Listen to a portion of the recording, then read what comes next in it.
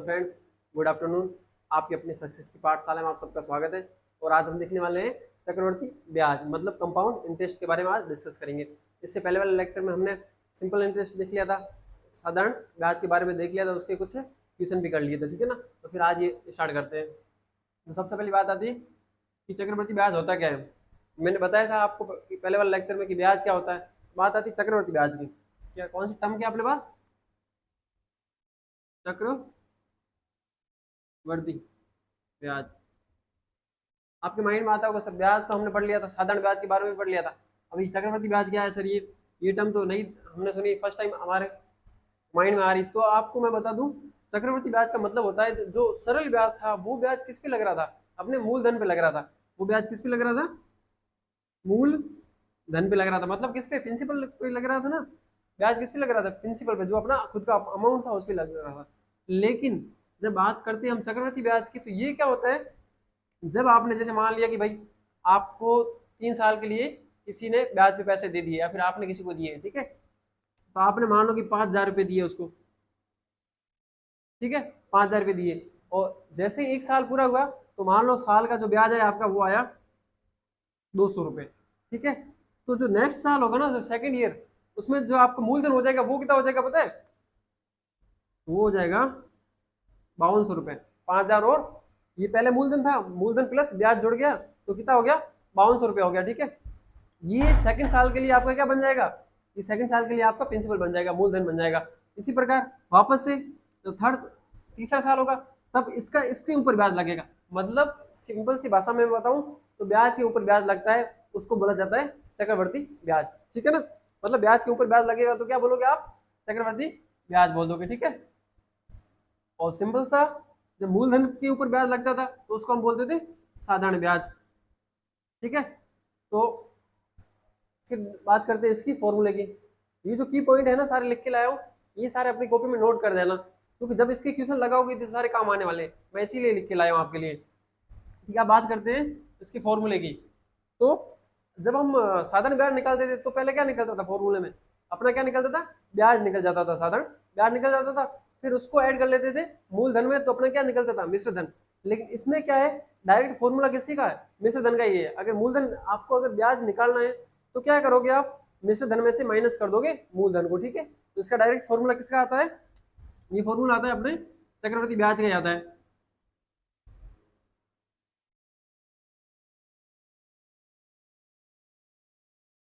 आपको बोला जाएगा चक्रवर्ती ब्याज, तो आप क्या बोलोगे, कैसे निकालोगे चक्रवर्ती ब्याज के लिए? इसका फॉर्मूला होता है मूलधन, फिर कोष्टक कर दो, फिर 1 प्लस दर बटा 100 की पावर टाइम, मतलब समय कर दो। ये किसका होता है फॉर्मूला? चक्रवर्ती ब्याज का फॉर्मूला है। अब 100 क्यों लगा पता ही आपको? क्यों? क्योंकि हमने दर को किसमें चेंज कर दिया? फ्रैक्शन में चेंज कर दिया, भिन्न में चेंज कर दिया। ये परसेंट में था ना, प्रतिशत में था, तो चेंज कर दिया। ये सिंपल सा फॉर्मूला किसका? चक्रवर्ती ब्याज का नहीं है। अगर चक्रवर्ती ब्याज का फॉर्मूला चाहिए तो इसके साथ और क्या लिख लोगे? -1 कर दोगे, तो ये आ जाएगा चक्रवर्ती ब्याज का फॉर्मूला। जो बेसिक फॉर्मूला जो मैंने पहले लिखा था वो किसका था? तो वो था मिश्र धन का। इसका चक्रवर्ती ब्याज की टर्म में क्या निकाल रहे थे? मिश्र धन निकाल रहे थे। उसका क्या फॉर्मूला होगा? उसका फॉर्मूला होगा मूलधन कोष्टक 1 प्लस दर बटा 100 की पावर समय। सिंपल सा फॉर्मूला है। क्या है? प्रिंसिपल मतलब मूलधन कोष्टक 1 प्लस आर मतलब रेट दर होगी, बटा 100 की पावर एन। एन क्या है यहाँ पे? जो आपका यहाँ पे एन दिया हुआ है ना, वो अपना समय है, टाइम है। क्या है? ये हो गया टाइम, हो गया समय, ठीक है। और जो आर है आपका यहाँ पे वो क्या है? रेट है। क्या हो गई? दर हो गई। पी क्या है अपना यहाँ पे? पी प्रिंसिपल है। प्रिंसिपल मतलब मूलधन है, मूलधन हो गया, ठीक है। बाकी वाला ठीक है, तो सारी टर्म मैंने आपको बता दी। तो ये फॉर्मूला किसका आया? तो चक्रवर्ती मिश्र धन का। ये फॉर्मूला किसका आया? चक्रवर्ती इंटरेस्ट का, मतलब चक्रवर्ती ब्याज का आ गया, ठीक है। अब देखो ये फॉर्मूले कब लगते हैं? जब दर कैसी हो? वार्षिक दर हो। मतलब सीधा बोला जाए कि भाई दर है 12%, मतलब साल पे ब्याज लगेगा, मतलब 1 साल हुआ तो आपका 12% लगेगा, तो ये होगा वार्षिक। आपने सुना होगा अर्धवार्षिक भी सुना होगा, तिमाही सुना होगा, 6 माही सुना होगा, आपने ये सारे टर्म भी सुना होगा ना, जरूर थोड़ा है कि आपको बोला जाए कि भाई वार्षिक बताओ, बाकी वाली चीजें भी हो सकती है ना। अब देखो उसके लिए आपको क्या करना है,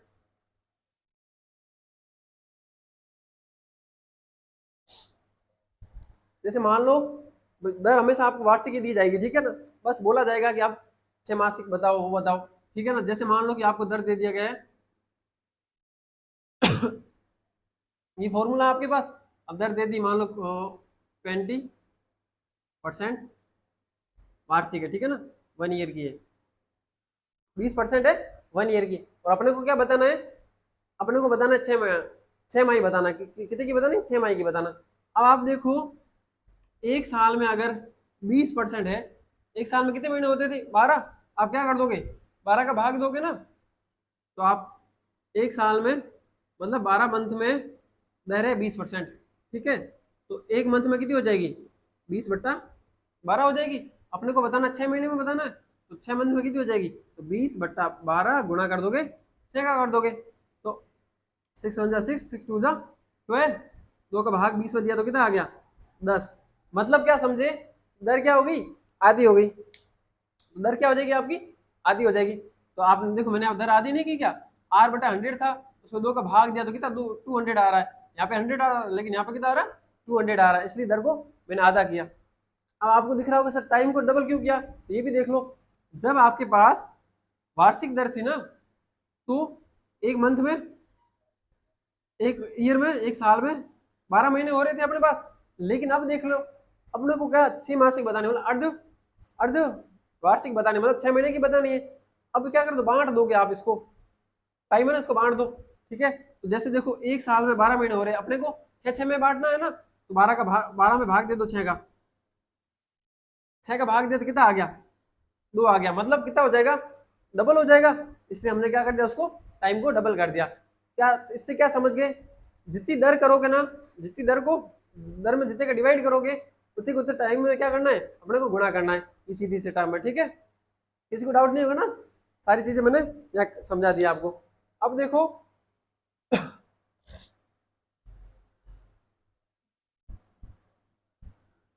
सारा बेसिक से पढ़ा रहा हूँ, किसी को कुछ भी डाउट हो तो कमेंट करके मेरे को बोल देना, तो मैं एक बार वापस से बता दूंगा आपको। अब देखो एक टर्म होती है अपने पास, दिया जाता है कि एसआई एंड सीआई में डिफरेंस दिया गया है, 2 साल का 3 साल का डिफरेंस।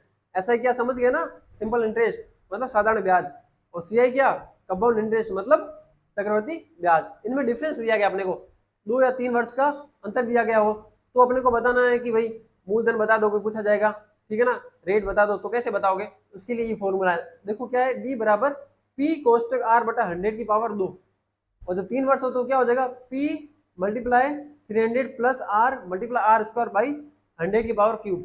आप देख रहे हो सर ये तो ठीक है, इतने सारे फॉर्मूले कौन याद करेगा भाई, हमें तो ऐसा समझ नहीं आता, हमने तो फर्स्ट टाइम देखे, तो कोई टेंशन लेने की जरूरत नहीं है, मैं आपको ये बता देता हूँ कहाँ से आ गया। अब देखो अपने को 2 वर्ष की अंतर पूछे, ठीक है, अब देखो कैसे आया ये फॉर्मूला, ये करके देखते हैं। अभी आपके पास टाइम कितना है, आप बोलोगे सर टाइम है हमारे पास 2 ईयर, ठीक है, रेट क्या रखोगे, तो R% रखोगे, ठीक है, और प्रिंसिपल क्या आएगा, तो प्रिंसिपल अपना P है, और क्या कुछ दिया हुआ, नहीं दिया हुआ, ठीक है।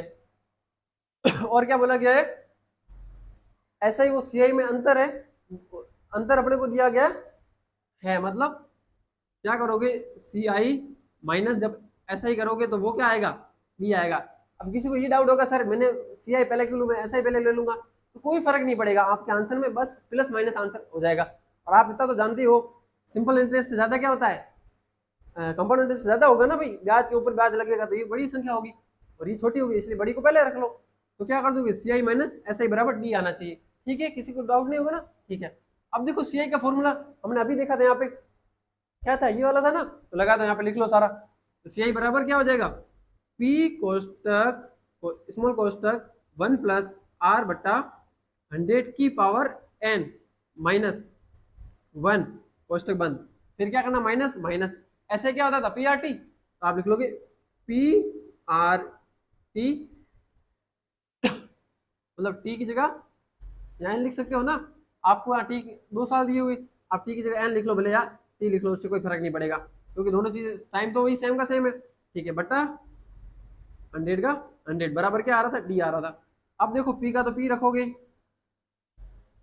रेट कितनी है, रेट दी हुई नहीं है तो आर का आर, 100 का 100, टाइम कितना 2 साल दिया है तो 2 साल 2 रखो, माइनस का माइनस, 1 का 1 और इक्वल टू 1, और माइनस आ गया, पी का पी, आर का आर, और एन कितना है अपने पास 2 साल है, ये आ गया 2 आ गया बट्टा 100 का 100 बराबर डी आ गया। ठीक है, अब देखो इसमें भी पी है इसमें भी पी है, तो पी कॉमन आ जाएगा तो पी बाहर ले लो आप, ये तो पी ले लिया आपने बाहर, अंदर क्या बच गया अपने पास, एक दो 1 प्लस आर बटा 100 का होल स्क्वायर, माइनस का माइनस, और ये माइनस का माइनस, और ये 2 आर बटा 100 बराबर डी, यही तो बचा ना अपने पास। अब देखो इसको सोल्व करके देखो,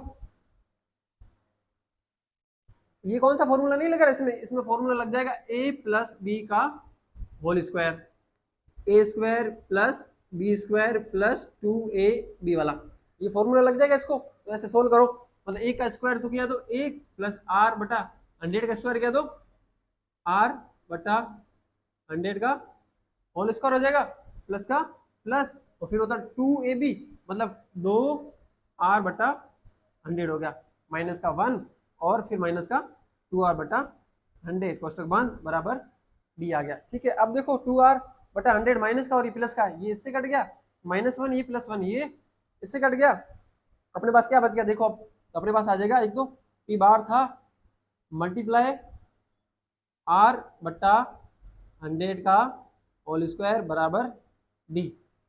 ठीक है, और इसमें आंसर क्या आया देख लो, पी आर बटा 100 का होल स्क्वायर, पी आर बटा 100 का होल स्क्वायर बराबर डी, ये आपका आ गया फॉर्मूला। ठीक है, अब आप मैंने समझा तो दिया आपको कैसा करना है, लेकिन कॉम्पिटिशन एग्जाम में आप ऐसे तो करने बैठोगे नहीं, इसलिए ये आपने अगर समझ लिया तो फॉर्मूला सीधा याद हो गया ना आपको, डी बराबर क्या होगा, पी मल्टीप्लाई 100 बटा आर बटा 100 का होल स्क्वायर हो जाएगा, ये फॉर्मूला ऐसे आया। ठीक है ना, ये फॉर्मूला भी हमने कर दिया।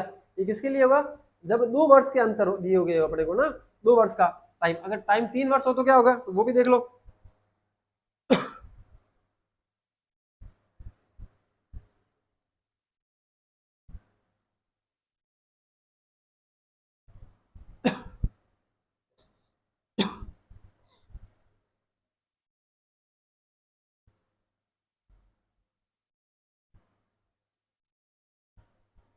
अब देखो नेक्स्ट में बोला अपने को 3 वर्ष के अंतर, अंतर डी पर बताओ, ये अंतर निकालोगे तो अंतर कितना होगा, या फिर अंतर दिया हुआ तो मूलधन बताओ, तो कैसे करोगे, तो वही फॉर्मूला तो अपने पास सेम का सेम है, बस टाइम चेंज हो गया इसमें, तो क्या करोगे, आप बोल दोगे सर फॉर्मूला हमारे पास वही का वही था, तो लिख लो, तो लिखोगे पी कोष्टक 1 प्लस आर बटा 100 की पावर कितनी हो जाएगी, अब की बार 3 हो जाएगी, माइनस का 1, ये कोष्टक बंद, फिर माइनस करोगे पी आर, टी की जगह एन, और एन कितना हो गया अपना 3, तो लिख लोगे 3 बट्टा 100 बराबर क्या आ जाएगा, डी आ जाएगा। डाउट नहीं है ना मैंने 3 कहाँ से लिखा, क्योंकि अब की बार हमने क्या माना है, टाइम को क्या ले लिया, अब की बार टाइम को 3 साल ले लिया। ठीक है ना, इसलिए मैंने 3 रख लिया।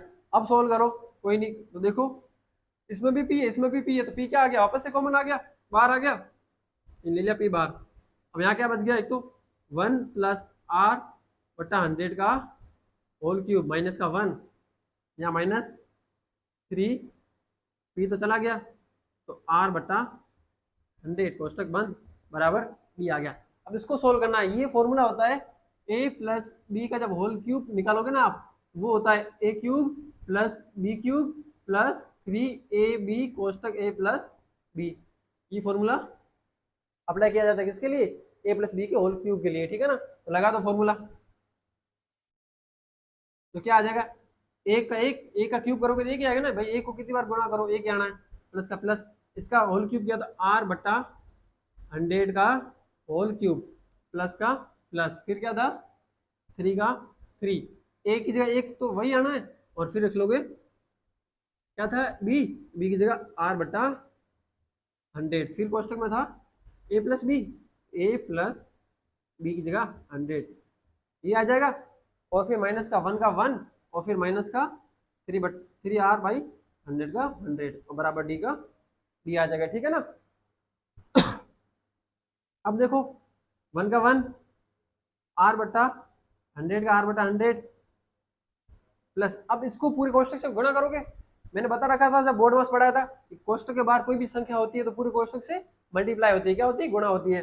इसको पूरे कोष्टक से गुणा करोगे तो पहले तो 1 से होगा, तो आ जाएगा 3r बटा 100 प्लस का प्लस। अब r का r से गुणा किया, 3 का तो 3 r स्क्वायर बटा 100 का 100 से गया तो 100 भी स्क्वायर हो गया, ठीक है। माइनस का 1 का 1 और इधर माइनस का 3r बटा 100। अब देखिए माइनस का आ रहा है, ये प्लस का आ रहा था, ये तो इससे कट गया, ये माइनस का 1 है, ये प्लस का 1 है, ये तो इससे कट गया। अपने पास क्या क्या बचा, एक तो ये और एक ये बच गया, ठीक है। आप लिख लोगे बराबर डी का डी लिख लो। अब देखो पी का पी, इसमें क्या था, r बटा 100 क्यूब और प्लस का 3r स्क्वायर बटा 100 का स्क्वायर, ठीक है, बराबर आ जाएगा डी। इसमें से कुछ कॉमन आ रहा है क्या, इसमें आर क्यूब है मतलब आर स्क्वायर तो आएगा और इसमें भी आर स्क्वायर है, ठीक है, तो ले लो कॉमन। तो क्या क्या बाहर आ गया इसमें, आपने लिख लिया पी। अब देखो मेरे पास यहाँ 100 स्क्वायर है, मैं कैसे भी करके यहाँ पे 100 स्क्वायर कर दूं तो मेरे पास कॉमन आ जाएगा ना 100, तो मैं क्या करूंगा, यहाँ पर तो क्यूब है लेकिन यहाँ पे क्या स्क्वायर है ना, तो मैं क्या करूंगा, यहाँ पे मल्टीप्लाई कर दूंगा किसका, 100 का, स्क्वायर था ना, स्क्वायर रहने दो, मैं मल्टीप्लाई कर दूंगा 100 का। मैं मल्टीप्लाई करूंगा तो डिवाइड भी करना पड़ेगा, तो डिवाइड भी होगा 100 का। भाई मैंने ऊपर भी 100 लिखा, ऊपर भी 100 नीचे भी 100, तो कोई फर्क नहीं पड़ना है ना उससे, तो ठीक है। अब देखो इसमें दोनों में से कॉमन क्या आ रहा है अपने पास, एक तो पी तो आ ही रहा था, आर क्यूब है आर स्क्वायर, तो आर स्क्वायर आ जाएगा कॉमन, और नीचे क्या आ जाएगा 100 का क्यूब कॉमन आ जाएगा।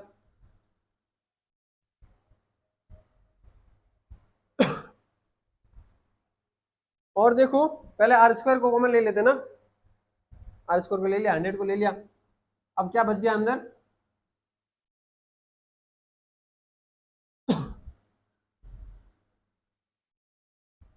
ये आ गया आर स्क्वायर आ गया, तो एक तो आर बच गया प्लस का प्लस, और एक बच गया अपने पास कितना 300, और कुछ बचा क्या, नहीं। तो इसको मैं कैसे लिख सकता हूँ, इसको मैंने लिख लिया d बराबर p गुणा r प्लस 300 गुणा आर स्क्वायर बटा 100 का क्यूब। और देख लो वो वाला फॉर्मूला यही था या कुछ चेंज है। अब देखो p का p, r प्लस 300 तो r प्लस 300, आर स्क्वायर का आर स्क्वायर और बट्टा 100 का क्यूब, मतलब 100 का क्यूब आ जाएगा, घन आ जाएगा, सेम का सेम आ गया ना। आपको तो सोल्व नहीं करना आपको, ये तो मैंने समझा दिया आपको कि फॉर्मूला कहाँ से आया, ठीक है। आप डायरेक्ट याद रख सकते हो तो माइंड में सेट ही हो जाएगा सीधा। जैसे पूछे 3 वर्ष के लिए तो क्या बोल दोगे, p गुणा 300 प्लस r गुणा आर स्क्वायर बट्टा 100 का क्यूब कर दोगे। वैसे 2 का बोले तो p कोष्टक r बटा 100 का स्क्वायर हो जाएगा, ठीक है ना। तो किसी को डाउट नहीं होगा इसमें, है ना। तो हटा देता हूं मैं, कर लिया होगा सबने।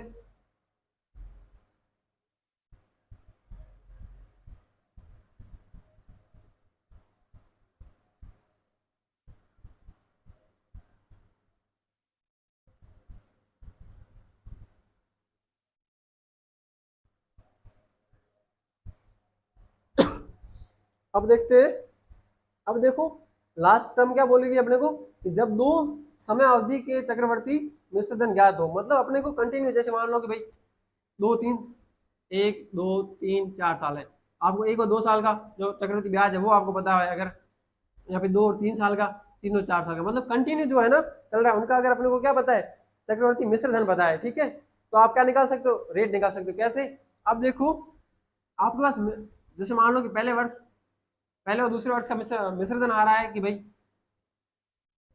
500 रुपए, ठीक है।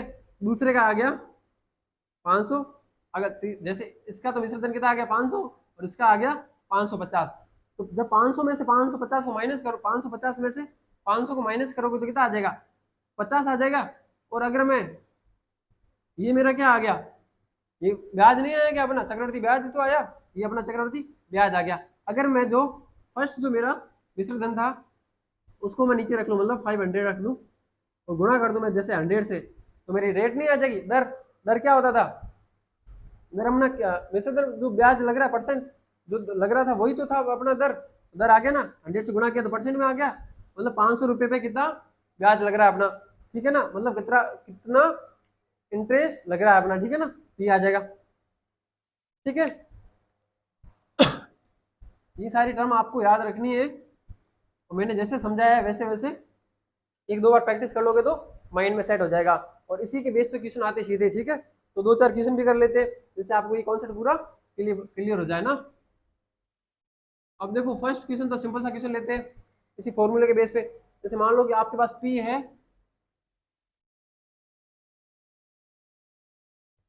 48,000 रुपये, ठीक है, और अपने पास टाइम है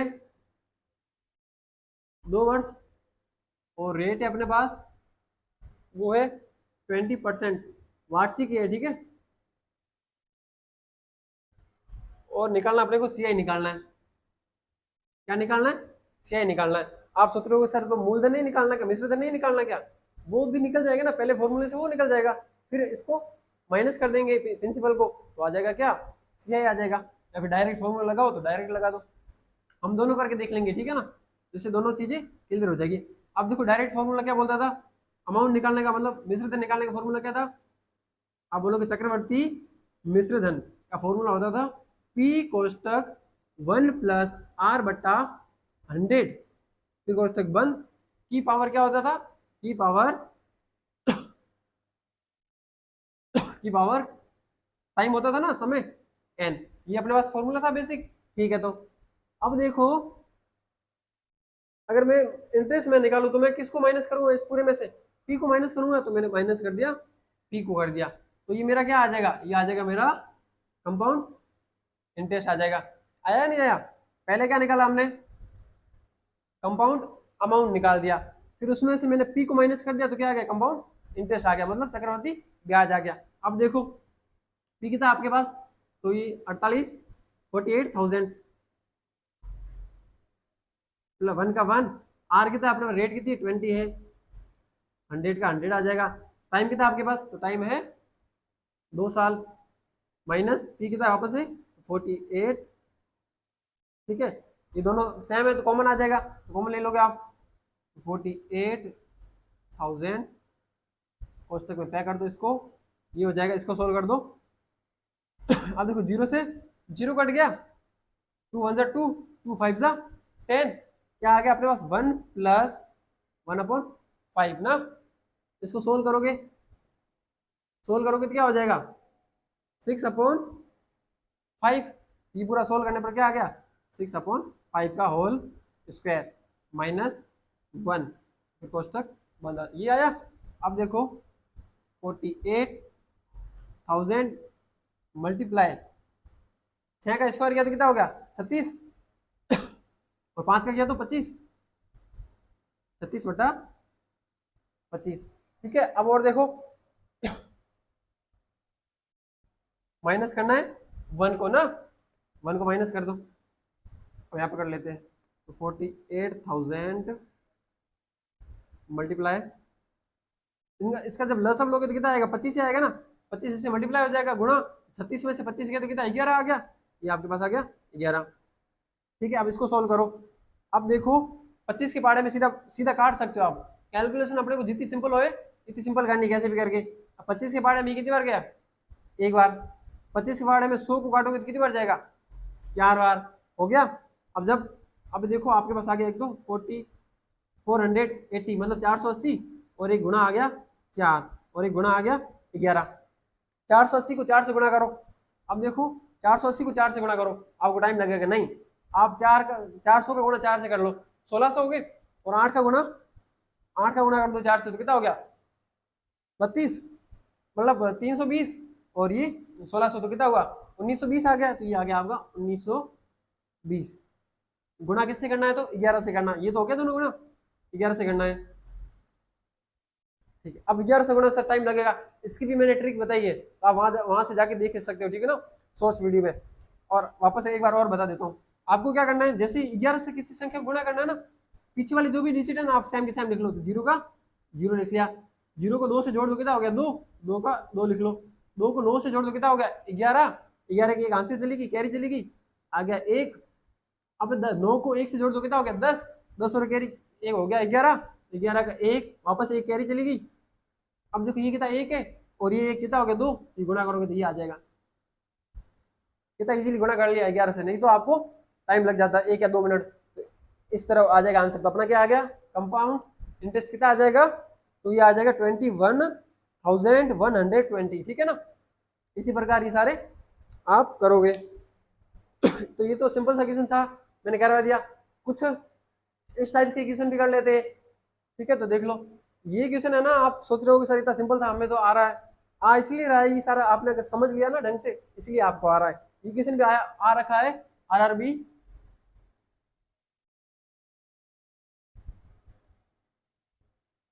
सारे एप्लीकेशन रेलवे की है, क्योंकि रेलवे में भाई वैकेंसी आ सकती है, काफी सीटों पे आती है जब, तो ये सारे क्वेश्चन रेलवे में आ चुके हैं, ठीक है ना। तो आप सोच लो, आप जहाँ पढ़ रहे हो कुछ लेवल है, तो आप मेरे पे विश्वास रखो, और जो भी नोट्स लिखा हो ना, ये जो की पॉइंट लिखा हो ना, वो लिख लिया करो, और इसको 2-3 बार देख लोगे तो ये सारे क्वेश्चन, बड़े से बड़े क्वेश्चन आपसे हो जाएंगे, ठीक है।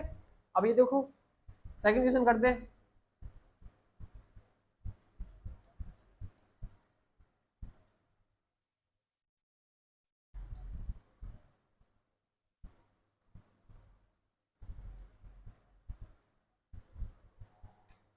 अब सेकंड क्वेश्चन अपने पास, अपने को बोला गया है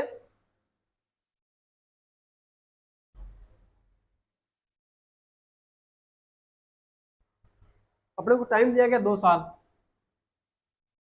2 ईयर, ठीक है। और रेट दी गई है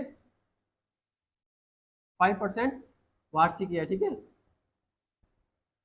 और बोला गया अपने को जो अंतर है ना, वो अंतर दिया गया है, अंतर मतलब डिफरेंस, डिफरेंस दिया गया अपने को कितना, तो वो दिया गया 225।